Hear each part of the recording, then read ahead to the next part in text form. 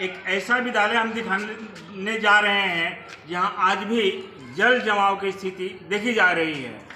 अब इधर देखेंगे कैमरा में, ये स्कूल परिसर है जहां पर जल जमाव है, यानी गंदगी का अंबार देखी जा रही है। एक तरफ बिहार सरकार राग आलाप रही है कि हम स्वच्छ वातावरण में पढ़ाई दे रहे हैं, शिक्षा दे रहे हैं, स्वच्छ वातावरण में रहने के लिए सुविधा दे रहे हैं, लेकिन स्वच्छ वातावरण का नज़ारा खुली आंखों से आप देख सकते हैं। ये है स्कूल परिसर जो कि बक्सर जिले के चौंगाई प्रखंड के ये कोन्ही गांव है, कोन्ही विद्यालय है, जहां पर हर समुदाय के लोग निवास करते हैं और बहुत बड़ी आबादी यहाँ देखी जा रही है, जहाँ के नन्हे मुन्ने बच्चे आकर के शिक्षा ग्रहण कर रहे हैं। अब सवाल उठता है कहीं ना कहीं कि शिक्षा व्यवस्था पर ये कितना भारी पड़ेगा यहाँ की गंदगी। बताते चले जो हमारे पीएम तक के दर्शक हैं कि ये गंदगी जो है, गंदगी का अंबार 100 बीमारियों की जननी होती है, यानी यहीं से बीमारी शुरू होती है, चाहे वो डेंगू मच्छर का हो या फिर कोरोना के पीरियड में बहुत लोग राग अलापते थे कि स्वच्छ वातावरण में रहना है, झाड़ी झुमरी इस तरह कूड़ा करकट को हटा देना है। लेकिन कोरोना के पीरियड के पहले से ही यहाँ पर इस तरह की नज़ारा जल जमाव देखी जा रही है। अभी तो ये कौन सा महीना चल रहा है सर? अप्रैल महीने। अप्रैल में ये नज़ारा देख रहे होंगे, और बरसात में क्या होता होगा आप खुद अंदाज़ा करेंगे कि क्या इसी गंदगी का अंबार में बच्चे शिक्षा ग्रहण कर रहे हैं। नन्हे मुन्ने बच्चे के दिलो दिमाग पर किस तरह का असर पड़ेगा ये जल जमाव को लेकर के। जो हमारे पीएम तक दर्शक हैं, पीएम कमेंट बॉक्स में ज़रूर बताएंगे कि क्या यही स्वच्छ वातावरण है, क्या माननीय नीतीश कुमार या तेजस्वी सरकार का यही वरदान है शिक्षा को लेकर के। आखिर यहाँ के जो सामान्य शिक्षक हैं वो किस गुनाह की सजाई भोग रहे हैं ऐसे विद्यालय में समय देकर जहाँ डेंगू मच्छर का प्रकोप है और गंदगी का आभार है। यहाँ जो सामान्य शिक्षक हैं उनसे भी हम बात करना चाहेंगे कि क्या कुछ बता रहे हैं। सर, आपके स्कूल परिसर में गंदगी का अंबार है, कचरा का ढेर है, जल जमाव है, क्या कहेंगे इसके बारे में? ये तो बहुत ही गंभीर समस्या है। हम लोग बार बार आवेदन दिया गया है अधिकारियों के पास, लेकिन इसका कोई सुनवाई नहीं। यहाँ पर जनप्रतिनिधि भी, मुखिया जी भी हैं, बीडीसी हैं, जो भी हैं जनप्रतिनिधि, सब लोगों से कहा गया शिक्षा व्यवस्था तो कह रहा है कि खूब बढ़िया हम चरदीवारी दे रहे हैं, एमडीएम दे रहे हैं, सामान्य शिक्षक दे रहे हैं, बिल्डिंग दे रहे हैं और अच्छा शिक्षा की व्यवस्था किए हैं। तो क्या लगता है कि अच्छा व्यवस्था यही है गंदगी? ये ऐसा है कि गंदगी के चलते बहुत हम लोगों को परेशानी झेलना पड़ता है। यहाँ पर लैट्रिन भी है बगल में बना हुआ, वहाँ भी जाने में परेशानी होती है, और बरसात के दिन में तो और स्थिति भयंकर हो जाती है। लेकिन सरकार तो कह रहे हैं कि हम बढ़िया व्यवस्था दिए हैं। गांव के लोग जो अतिक्रमण कर दिए हैं, ये पानी जो गांव का पानी आकर के इसी में जल जमा बन गया है, इसलिए बच्चों को भी परेशानी होती है और टीचर को भी परेशानी होती है। सवाल खड़ा होता है कि यहाँ जो सामान्य शिक्षक हैं वो किस गुनाह की सजा भोग रहे हैं।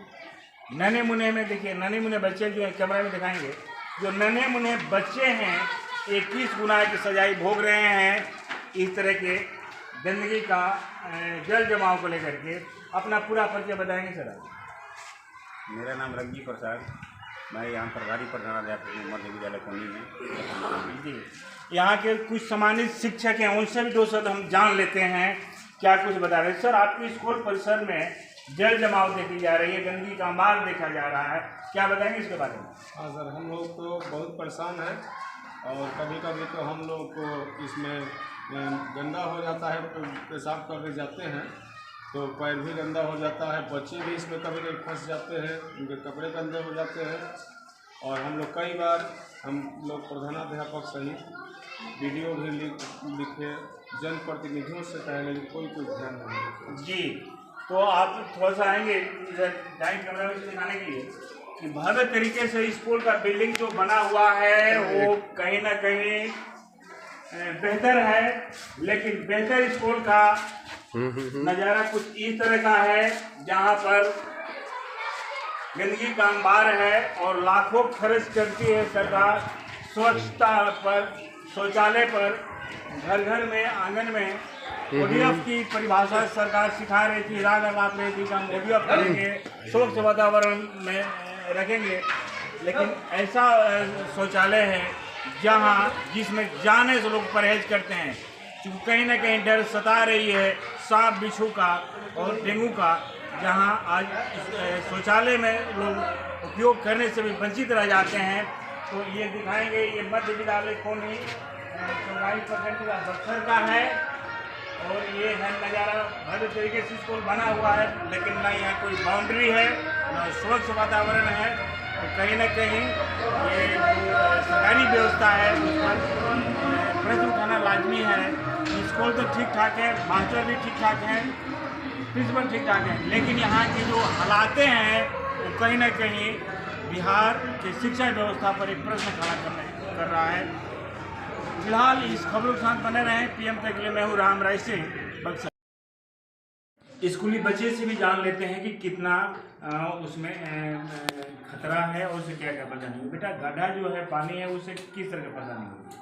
सर, उसमें मलेरिया रोग होता है और बुखार भी हो सकता है, और जो वो गड्ढा है पानी, उसमें हम लोग जब खेलते हैं तो उसमें भी दिक्कत होता है। अच्छा बेटा, बिहार सरकार नारी बेटी बचाओ बेटी पढ़ाओ अभियान चला रही है, लेकिन पढ़ाने के दौरान ही कुछ इस तरह का परेशानी देखने को मिला, जहाँ जल जमाव है, डेंगू मच्छर का परेशानी है। इन स्कूल परिसर में ही काफ़ी गंदगी का अंबार दिखे जाए, ये क्या कहोगे इसके बारे में? चलिए, रूरल एरिया है, नदी से मुरद है, लेकिन इशारों में बहुत कुछ बता रही है कि ये जो जल जमाव है हमारे लिए खतरे का कारण बन सकता है। क्या बताओगे बेटा इसके बारे में? बगल में स्कूल परिसर में जल जमाव है, पानी है, गंदगी है। हम लोग जब खेलते हैं तो डर है कि हम लोग खेलते जाएंगे तो गिर जाएंगे, और कीड़ा होता है तो हम लोग को गंदगी से होता है, तबीयत भी खराब हो सकता है। और हम लोग बेटा अपना नाम बताओ। मैं तो गुड़िया चुका कौन सा स्कूल है? स्कूल का नाम क्या है? मध्य विद्यालय के कोन्हे की जो छात्राएं हैं बता रही हैं कि डर के साए में हमारी शिक्षा हो रही है, गंदगी के अंबार पर हमारी पढ़ाई हो रही है, कहीं ना कहीं हमारा पढ़ाई इससे प्रभावित हो सकता है, स्वास्थ्य पर बहुत खराब असर पड़ सकता है। ये था यहाँ बच्चों लोग का एक ओपिनियन। फिलहाल इस खबर के साथ बने रहे। PM तक के लिए मैं राम राय सिंह।